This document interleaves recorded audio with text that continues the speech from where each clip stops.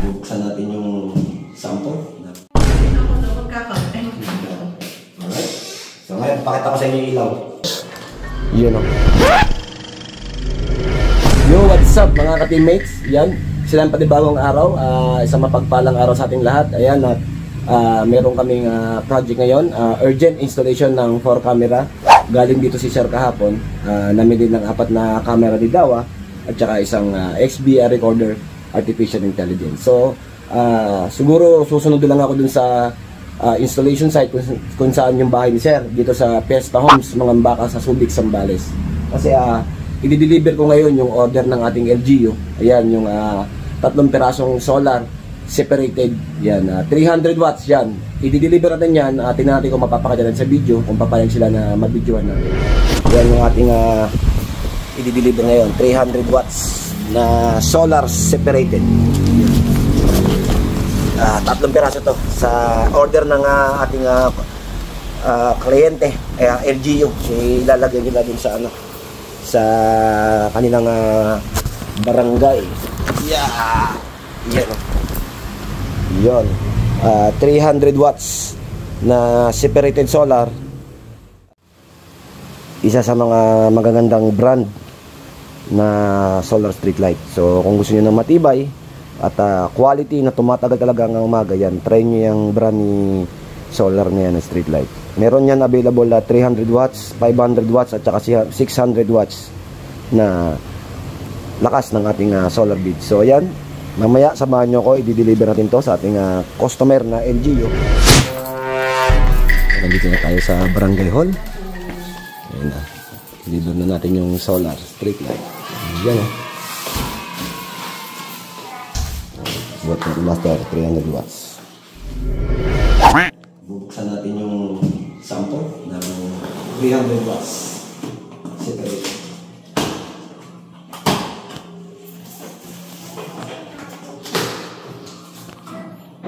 Okay naman, delay yung tutorial sa dito. Hindi pwede. Atras.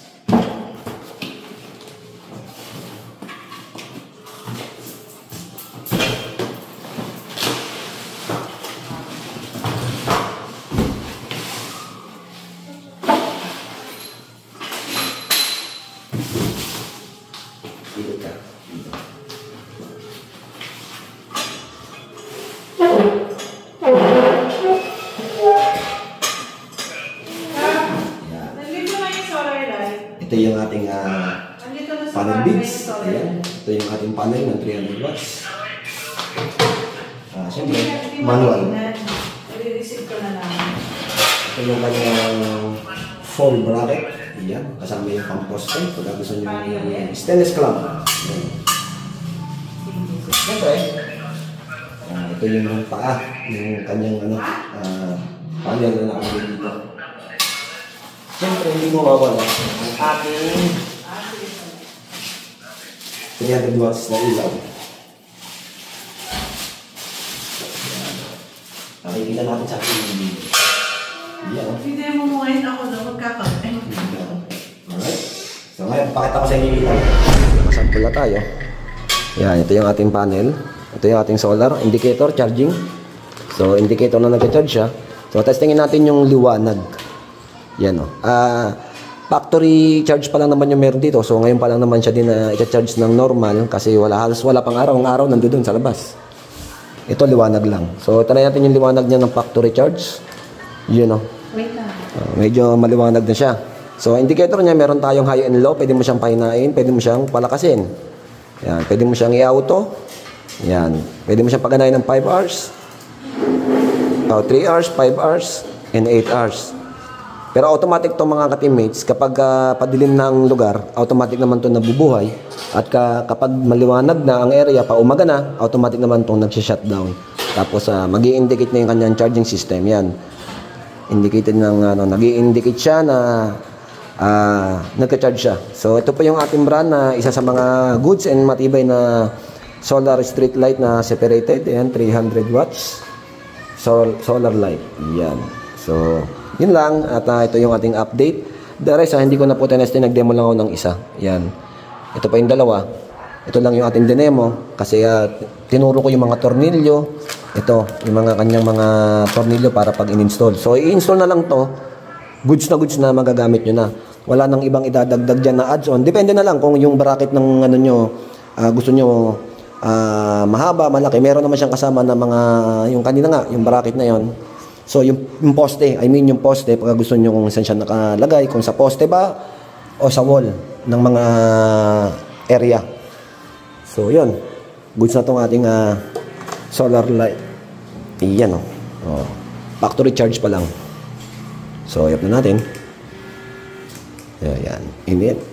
May libre siyang remote. So, ayan. I-turn over na natin to dito sa ating kliyente. So, thank you. Nandito na tayo sa ating kliyente dito sa Fiesta Homes. Mga baka. Ayan. Ito yung bahay ng ating kliyente. Ayan, kasama natin si Master. Naka-out of duty, pero kasama ko pa rin. Eh, sila din nagtatrabaho. Ayan.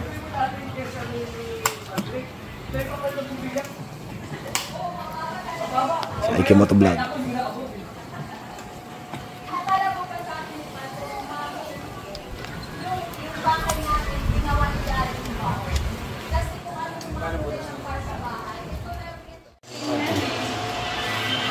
Tapos mataas, tumaas siya. Yung gold sa taas. Oo, Mars. Yaan niyang ito. Hagdag, bigasan ko. Bawal daw, bawal. Bawal. Ayan, nagkakabit na si paring Russell ng ano doon, ng camera doon sa area na yun. Ang ating indoor. Kakabit siya ng isang camera doon. So, yung monitoring area, doon nilalagay sa taas na yun. Naka HDMI na 20 meter papunta rito sa monitoring na to. Yan, laki ng TV ni Sir, oh. 60 inches. Yun daw nagkakamali. 55 to 60 inches. Yan, si Ikimoto Vlog, tsaka si Ading. Si Russell. Kabit sila ng camera.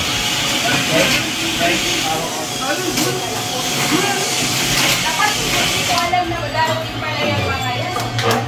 At lalaki na. Mars.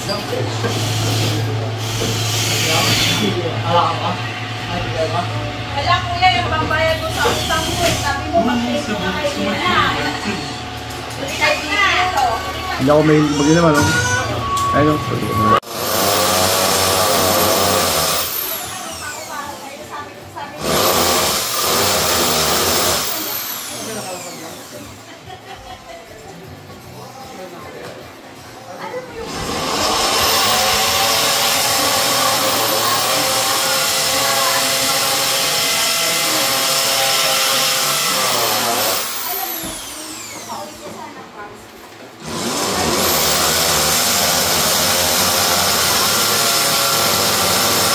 Sana huwag tayo dumating. Kasi bisita kami dati kasi. Sabi ko kayo na siya. Bigla ako, nagigilip yung bisita.